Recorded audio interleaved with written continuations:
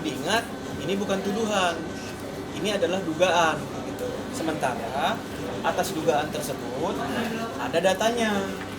Ini data-datanya mengenai aliran dana. Ini bulan tahun 2019 ada transferan ke rekening pribadi dan perusahaan yang nggak ada hubungannya dengan PT ini, PT tempat Medina menginvestasikan sahamnya itu. Dan sangat disayangkan saudara Irwansyah dan Zaskia Sukar tidak menunjukkan data-data yang valid.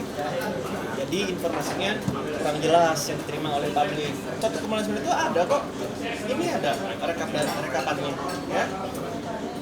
Rekap data gaji, rekap data tahun 2019, 2018, 2017 yang kami akumulasi totalnya 1,9 miliar, hampir 2 miliar. Dapat langsung dan sudah diverifikasi oleh orang keuangan. Jadi data ini real. Ini contohnya. Ini sudah ada itikat baik Medina dari bulan Juni 2019, beberapa bulan lalu sudah ada kecurigaan mengenai keuangan perusahaan yang tidak sehat. Jadi beliau mempertanyakan dan meminta data-data dan mengajukan untuk audit, tetapi terhalang ditolak. Jadi ceritanya orang audit udah masuk meminta data, tapi ada salah satu BOD yang tidak mau menandatangani. Kan kalau misalkan audit dari KAP itu kan harus semua BOD tanda tangan. Kalau dari KAP kan aku maksudnya biar jelas gitu, bukan dari orang internal perusahaanku, tapi dari luar gitu kan biar kita tahu nilainya berapa gitu, kerugiannya, sampai bisa berhutang lumayan besar gitu ke vendor ya kan. Nah udah dari situ mulailah aku ada kecurigaan. Mengenai uang yang masuk diklaim sebagai gaji, dia tidak mengetahui itu.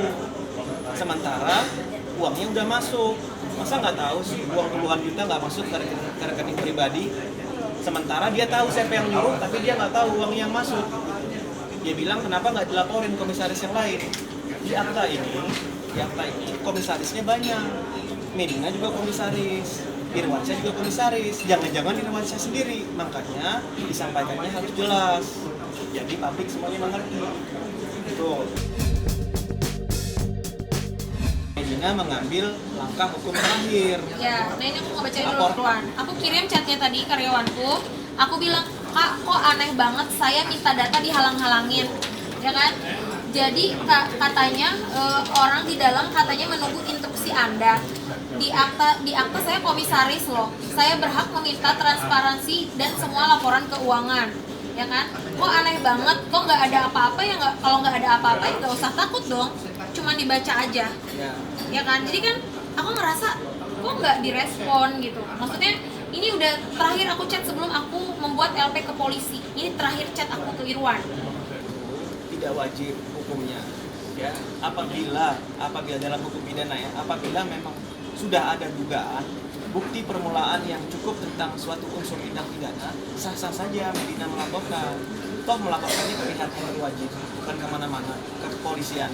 Statement dari mereka ini berulang-ulang bahwa ada RUPS yang menyatakan bahwa aliran dana itu legal. Ini kan usahanya kita ini kan badan hukum, bukan warung, ya. Ini PT, bukan warung. Aturan main RUPS itu seharusnya saudara Irwansyah atau Zaskia Sukar menunjukkan, ini loh ada RUPS, tunjukkan undangan resminya. Mereka nggak menunjukkan undangan resmi kemarin. Dan kalau misalnya ada kesepakatan dalam RUPS tersebut, itu harus dituangkan secara tertulis dan harus dilampirkan ke Medina harus terima dan mengetahui. Jadi hati-hati. Aku pakai buat aku jual pre-love barang aku, ya. Dan adminnya bukan aku, ada adminnya khusus. Nah, teman-temanku suka titip jual. ya kan, teman-temanku suka titip jual.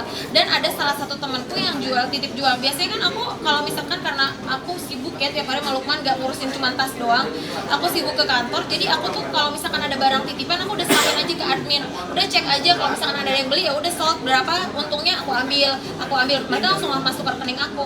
Cuma kan kalau sama Zaskia kan teman, jadi oh yaudah aku ke rumahnya lah anterin tasnya. Aku nggak tahu gitu loh, aku tuh nggak ngecek itu tas palsu atau asli, karena itu tuh tas tuh tidak bisa dibuktikan palsu atau asli kalau misalkan tidak dicek di website resmi. Dari situ mereka menyangka itu tuh tasnya palsu. Oke, ya kan aku bilang ke temanku, ini katanya tas lo nggak oke nih, emang nggak jadi beli maksudnya kan, padahal udah DP, baru udah DP ya, belum bayar full DP nih. Nah udah gitu aku sampaikan lah ke temanku, ini tasnya mereka udah mereka nggak oke, jadi mereka nggak mau beli tasnya gitu, walaupun udah DP, minta dibalikin lah. Ya udah, teman aku juga nggak ada masalah, tasnya aku ambil, DP-nya dibalikin. Memang waktu itu pengembaliannya tuh 3 apa 4 hari gitu setelah kejadian itu. Mereka pengen ditransfer hari itu juga setelah tasnya, ya kan aku juga harus ngebalikin dulu tasnya ke temen aku, tasnya harus dicek dulu bener nggak itu tasnya, kan udah jadi beberapa tangan gitu loh, ya kan, bener nggak tasnya yang dia kasih juga ke aku. Jadi kan aku jadi cuma pelantara doang gitu loh. Jadi aku di sini merasa dirugikan banget nama baik aku, karena menurutku di sini ya aku apes aja sih gitu. Aku apes dapet titipan yang tasnya menurut mereka KW, tapi ya kan belum bisa dibuktikan juga gitu loh. Maksudnya kayak kok membahas hal-hal yang duitnya juga udah balik, ya kan, tasnya juga udah nggak ada urusan apa-apa, dan itu kejadiannya sejauh sebelum aku hamil, masih lama banget. Dan setelah itu komunikasi aku masih baik nih ya, keributan apa-apa masalah tas itu, jadi kayak gak nyambung gitu kan, bingung aku juga kenapa itu harus dibahas gitu. Dan uangnya udah kembali, kecuali memang dia merasa dirugikan, uangnya nggak kembali, ya boleh membahas itu. Dan di sini aku bener loh merasa dirugikan gitu.